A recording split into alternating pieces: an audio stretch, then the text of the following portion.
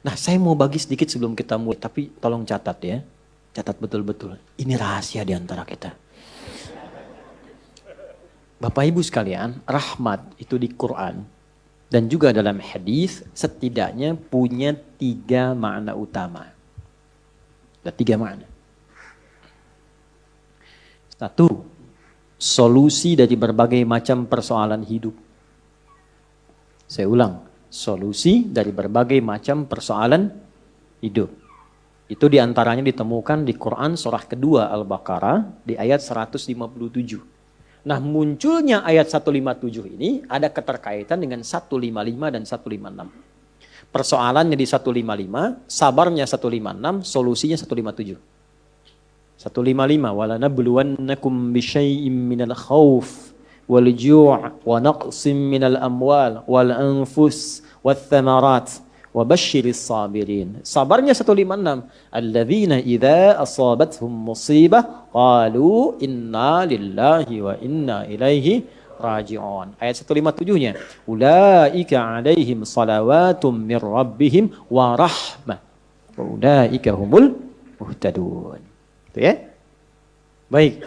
Rahmat yang pertama, solusi dari berbagai macam persoalan kehidupan. Baik kegelisahan. Jangan dikira yang hadir di sini tenang semua. Ini walaupun wajahnya kelihatan senyum-senyum, hatinya ada yang gundah. Ada yang baru ditolak saat mau lamaran, mungkin kan? Lamar kerja maksudnya. Ya? Ada yang mungkin sedang kesulitan di rumah tangga, pengen dapat ketenangan, khauf. Gak bisa dihindari. Tadi aja kan udah lihat-lihat jam nih, Ustaz datang enggak gitu kan? Padahal saya secepat mungkin bisa ke sini tuh. Ya enggak singgah di rumah, cuman ke kantor ganti pakaian langsung ke sini. Hampir enggak tidur saya semalam itu. Alhamdulillah. Ya, tapi kan yang khawatir Anda. Wal ju' kan ada yang lapar. Awal-awal dari subuh ke sini sarapan aja belum kan? Lihat-lihat yang jualan enggak depan kan? Itu gak apa-apa. Wa naqsim minal amwal. Ada yang mungkin baru kena musibah di kantor. Proyek misalnya, ada yang gak lulus. Ada utang belum dilunasi, cicilan masih nyari solusi. Ada yang demikian. Wal anfus, ada yang sakit, mungkin kerabatnya datang supaya cari wasilah. Allah kabulkan doanya. Ada yang ngejar ustadz supaya minta didoakan. Ada. Wat thamarat. Itu kalau buka mushaf diartikan buah-buahan. Itu sebetulnya bahasa kiasan, cara bacanya, memahaminya dengan balaghah. Kalau baca terjemah nanti kurang nyambung. Kalau buah-buahan berarti yang diuji cuma tukang buah. Tukang sayur tidak. Ya. Itu cara bacanya pakai ilmu balaghah, pakai majaz. Maksudnya apa? Kalau buah itu kan didapatkan, dipanen saat mulai pertama kali merawat benih kan? Nanam, dijaga dari hama. Tiba-tiba besoknya mau dipanen, malam-malam diambil orang. Antum yang ikut tender, kualifikasi antum yang jelas. Tapi pengumuman orang lain yang ngambil. Itu maksudnya. Ada orang-orang yang kehilangan sesuatu setelah dia berusaha keras mendapatinya. Harusnya dia kok yang dapat orang. Saya mau tanya pada Anda. Biasanya kalau situasi begitu pelariannya kemana? Tuh. Ya, dan cari yang paling kuat kan doa itu kan yang bisa memberi solusi kan. Doa itu kan minta. Nggak mungkin minta pada yang diduga nggak bisa ngasih. Dan puncak pemberian itu pada Sang Maha Pemberi, yaitu Allah, Wahhab, pemberi tanpa batas. Nah, Allah memberikan tempat-tempat spesial yang kalau minta hati lebih khusyuk. Beda antara minta di kendaraan di rumah dengan di tempat ini.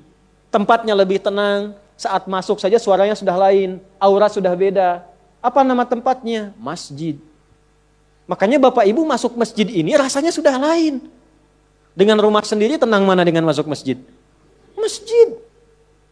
Masuk rumah semewah-mewahnya, tenangnya nggak sama dengan masuk masjid. Begitu dibuka tenang. Gitu. Masya Allah. Baru masuk kalau punya masalah kadang-kadang sudah terasa dalam. Nangis kan sholat 2 rakaat. Nyender ke tembok, tidur aja. Ya, tenang. Gitu. Dulu di Jepang dulu begitu, ada cerita, kawan saya sedang cerita itu, kan tingkat bunuh dirinya tinggi karena stresnya tinggi. Ternyata kaya itu tidak menjamin bahagia.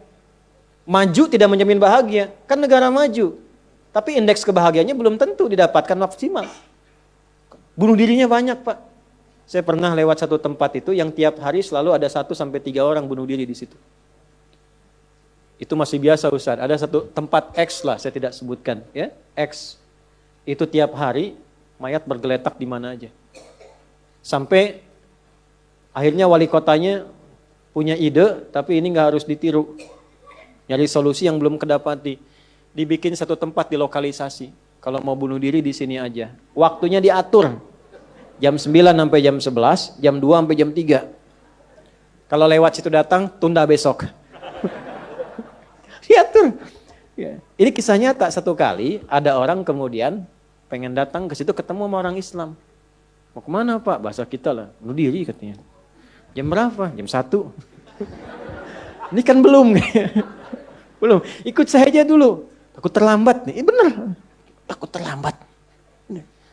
Nanti kalau Anda merasa rugi, saya ganti apapun itu. Akhirnya ikut. Begitu ikut dibawa ke masjid, ya Allah. Dibawa ke masjid. Itu cuma duduk tunggu di luar, sedang ada pengajian. Duduk, begitu masuk, duduk ketiduran. Tidur, selesai pengajian, dilihat lagi sama yang muslim ini. Kok enak banget tidurnya. Ya kan? Tidurnya, mau dibangunin gak enak, sampai lewatlah batas bunuh diri itu. Karena lewat gak enak, dibangunkan, bangun katanya, wah bangun kan. Begitu bangun, minta maaf lah si muslim, saya minta maaf betul-betul. Karena melihat Anda begitu nikmat tidurnya, saya tidak mampu membangunkan Anda. Ini sudah lewat jam bunuh diri katanya. Tapi menariknya kata orang ini, gak apa-apa. Ini tempat apa katanya, tempat apa? Ini masjid. Kenapa? Saya itu ingin bunuh diri karena saya sudah berhari-hari gak bisa tidur. Jadi dia menyimpulkan kalau bunuh diri itu udah mati, udah tidur aja. Gitu, saking gak bisa tidurnya. Tapi kok bisa di tempat ini bisa tidur? Dia belum kenal jamaah Andor.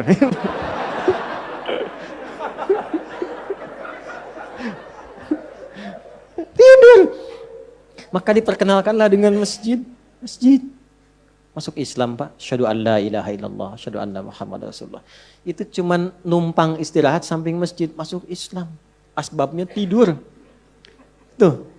Orang ketiduran masuk Islam. Habis masuk Islam jadi rajin. Ada orang sudah muslim. Masuk masjid banyak tidurnya. Ya. Ayo bangun, bangun. Ya. Baik, itu satu. Jadi ternyata kenapa yang pertama rahmat? Karena Allah tuh maha tahu. Gak ada di antara hidup kita yang gak punya masalah. Pasti punya persoalan.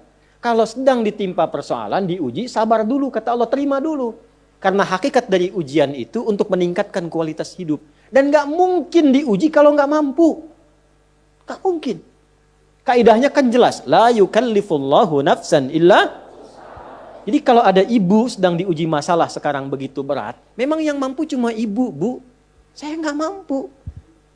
Karena saya nggak mampu, saya nggak diuji. Maka berbahagialah ketika Allah lebih memilih ibu dibandingkan dengan saya.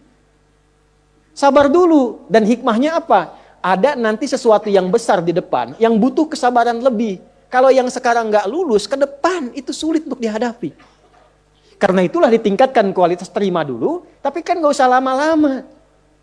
Ya kan? Allah maha tahu itu. Jangan lama-lama, terima dulu. Datanglah kemudian mohon solusi. Kemana datangnya?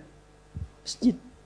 Maka dari itulah ketika masuk, Anda mengatakan, Allahumma ftah li abwaba rahmatik. Di antara itu minta solusi. Makanya ketika masuk merendah, sholat 2 rakaat, begitu sholat, mintalah sesuai kebutuhan Anda yang dirasakan pada saat itu.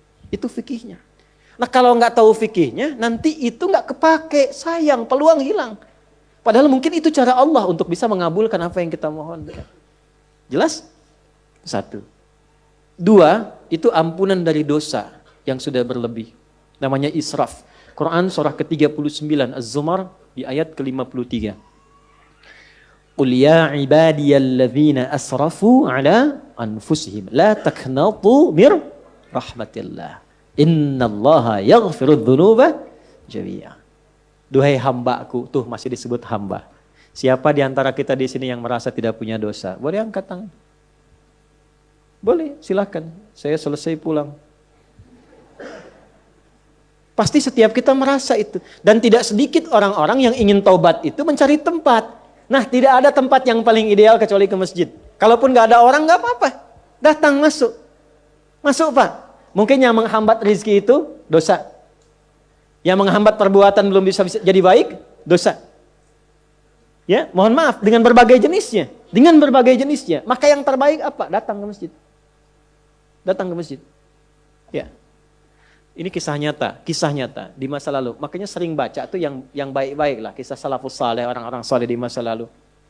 Ada seorang hamba rajin salatnya. Ini sahih riwayatnya, sahih. Rajin salat. Tapi yang menarik tertuliskan, ya, ketika malaikat itu mendapat informasi, di aras tertuliskan. Ini termasuk bagian dari ahli neraka. Tapi salat. Perhatikan. Ini nanti terkait juga dengan hadis, kalau Anda baca Al-Arba'in, nomor hadis yang keempat itu. Ya, terkait dengan bab takdir. Bagaimana kemudian ikhtiar seorang hamba itu, ya, menjadikan ia berubah dari salah menjadi soleh. Dan sangat dicintai oleh Allah. Oke? Maka apa yang terjadi? Bapak Ibu sekalian, tiba kemudian, si malaikat itu, ini kisah sahih yang sampai, lalu menyampaikan, kasihan pada orang ini, kok kelihatannya ibadah tapi tertulis ahli neraka. Maka disampaikan dengan cara yang Allahu a'lam, apakah menyamar atau bagaimana, tuliskan. Kamu kok terus-terusan sholat? Padahal belum tentu baik di mata Allah. Belum tentu menjadi bagian ahli surga. Perhatikan jawabannya. Tujuan saya sholat ini bukan karena surga atau neraka. Tujuan sholat ini bukan karena saya dipandang baik atau buruk. Tapi tujuan sholat ini saya ingin mengagungkan Allah Subhanahu wa ta'ala. Perhatikan. Dan nanti ini menjadi cara bagi seseorang yang ingin bertobat. Jadi kalau ingin bertobat, tobatnya ingin benar, carilah perhatian Allah. Yang penting ridha Allah. Terus saja tobat. Tobat sampai merasakan kenikmatan tersambung dengan Allah. Itu maksudnya. Jadi begitu keluar kalimat itu yang mengguncang arsy. Itu yang dijadikan oleh Allah pelajaran. Bahkan pada alam malaikat untuk mengenal bagaimana rahmat Allah itu diberikan. Mudah bagi Allah membuka, merubah, memutar, mudah. Tapi Allah ingin memberikan pelajaran, bahkan di alam malaikat, bagaimana kasih Allah diberikan. Begitu kalimat itu muncul, apa yang terjadi? Maka berubahlah di arsy namanya menjadi ahli surga. Ini riwayat sahih. Berubah menjadi apa? Ahli surga. Padahal Allah tuh maha mengetahui, gampang aja tinggal dirubah ahli surga, tidak. Tapi Allah ingin memberikan informasi, bahkan di alam langit kepada para malaikat, betapa tingginya rahmat Allah memberi kesempatan pada setiap hambanya untuk kembali kepada Allah dalam kebaikan. Dan itu disebut hamba. Disebut hamba. Karena itu Allah begitu mencintai ketika ada pelaku maksiat, dia pengen taubat, itu begitu dicintai. Dan statusnya naik lebih tinggi. Ini yang menyebabkan ayat ini turun. Qul ya ibadiyalladzina asrafu ala anfusihim. Ini yang menyebabkan itu menunjukkan rahmat Allah. Hai hambaku, betapa besar pun kau pernah berbuat dosa, sepanjang masih hidup belum tiba ajalmu, jangan pernah putus asa untuk mendapatkan rahmatku. Pakai rahmat. Rahmat di sini mencakup Rahman dan Rahimnya Allah Subhanahu wa taala. Karena itu kalau Anda pernah berbuat salah, kita, jangan malu untuk kembali. Kalaupun malu dilihat orang, Allah menyiapkan tempat yang tidak semua orang bisa ke situ. Datang ke masjid. Mohon, minta salat 2 rakaat. Minta kebaikan kepada Allah sampai hati mendapatkan ketenangan. Jelas di sini? Baik. Dan yang ketiga, ini yang paling juga banyak dimohonkan, ya. 1, solusi. Yang kedua apa? Ampunan dari dosa yang begitu melimpah, ya.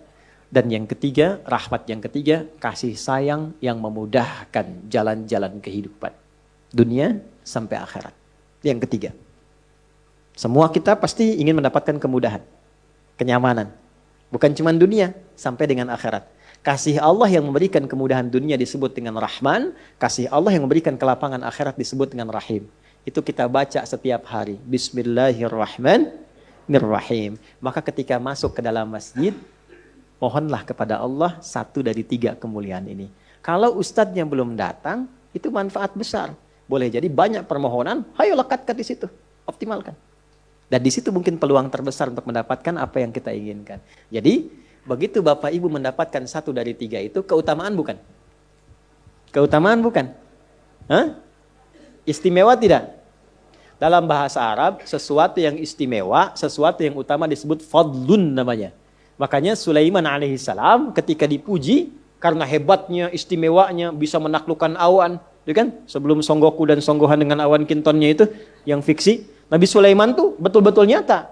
Tapi ketika dipuji apa yang beliau katakan? Hadza min fadli Rabbi. Fadlun. Itulah sebabnya, kalau bisa jangan dulu keluar. Sampai merasakan rahmat Allah ada dalam diri kita. Begitu keluar, Anda keluar dengan kaki kiri dengan mengatakan, Allahumma inni as'aluka min fadli.